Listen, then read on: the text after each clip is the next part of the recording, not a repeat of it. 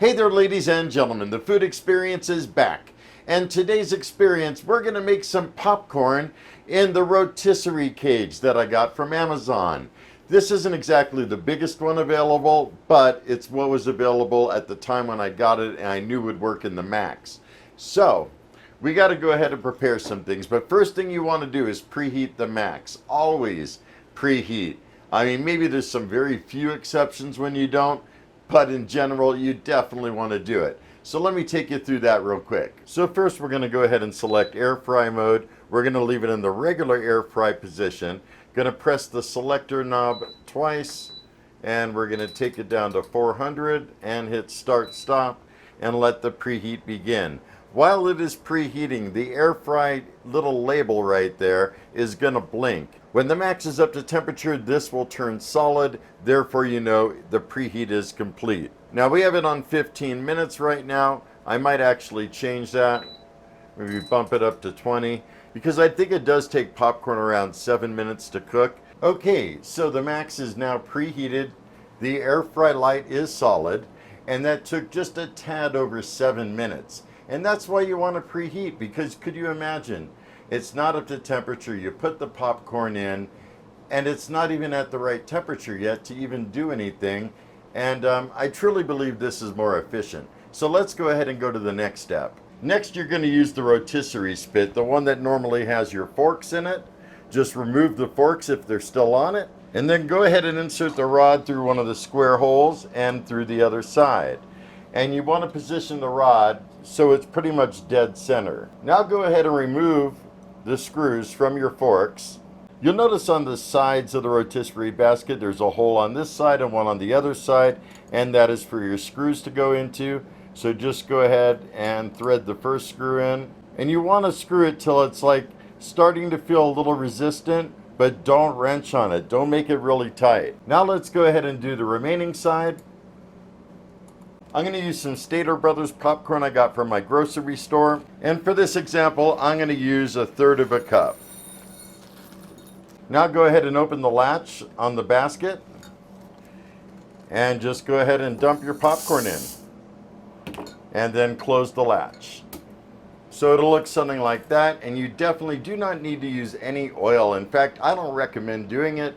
It's just going to splatter inside the Maxx, which you definitely don't want to do. All right, next you want to grab your rotisserie cage, and you want to position it so the side of the rod that is rounded goes towards the right and the square end to the left. And it looks like I need to reposition this rod a little bit. Next, you want to try to do this as swiftly as possible so the Maxx doesn't lose the heat. Just go ahead and open the doors, put the right side in first, and then the left side. Close the doors, press the rotisserie button. Going to turn the light on, and away it goes. Oh, I didn't press it. There we go. And away it goes. Once the popcorn actually starts popping in a rapid type of succession, you really want to keep an eye on it, because if you let it go too long, the popcorn's going to burn just like it would in a microwave. So kind of pay attention, don't just walk away to another room. And I have 7 minutes remaining on the Maxx. If you need to increase it, just press the selector dial and adjust the minutes, and then press it twice, or you can just let it time out, and it goes with the new time that you have set. There we go. First kernels have started to pop. So that was a couple of minutes into it. I don't know, I wasn't keeping track of time. And it still will take another minute or two before it starts popping in rapid succession. While it's doing that, I went ahead and put a half a stick of butter in this ramekin, and I'm going to melt it in the microwave. Looks like the butter's done being melted. And the popcorn is definitely starting to pick up momentum. Let me brighten it up again.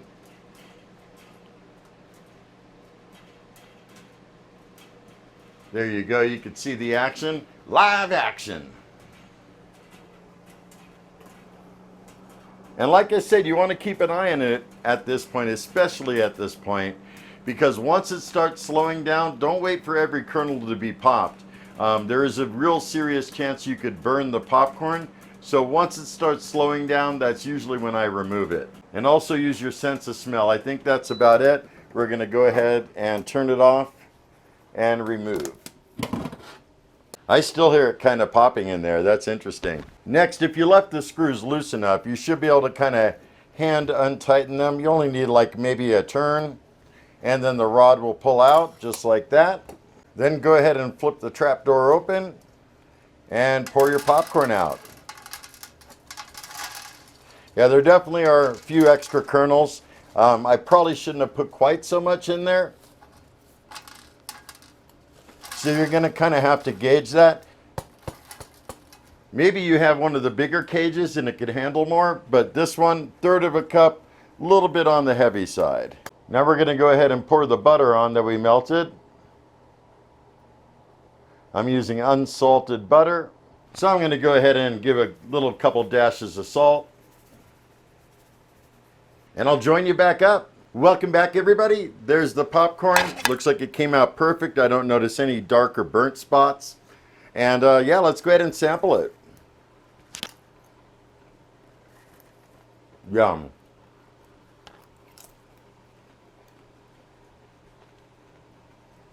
I've been making microwave popcorn for a bunch of years. Now I know the difference. The texture is so different than microwave popcorn. Microwave popcorn, like if you leave it out even like for 5 minutes in the open like this, not in the bag, it'll start to get kind of rubbery and stuff. This doesn't. Nice and crispy, crunchy. You could tell it's not microwaved. And it's also not been cooked in oil, because all the microwave bags, they got kind of like a butter oil in them that they cook the popcorn in. This is just air fry goodness. So that's about all I got for you today. And I don't know if you could see this, but my thermometer I got says it's 92.5 degrees in my kitchen. Yeah, it's pretty hot. So I'm going to tow this one out of here. I hope you enjoyed me filming this video for you guys. Again, look in the description. I will list the link to the basket that I got off of Amazon. And if you know of a larger one that fits, please type it in, write me a comment. And that way I could go ahead and purchase that one next and give it a try for you guys. And if you're new to my channel, don't forget to hit that subscribe button. I got all kinds of good stuff coming up. And everybody, whether you're subscribed or not, please drop me a line down below. I totally enjoy interacting with you.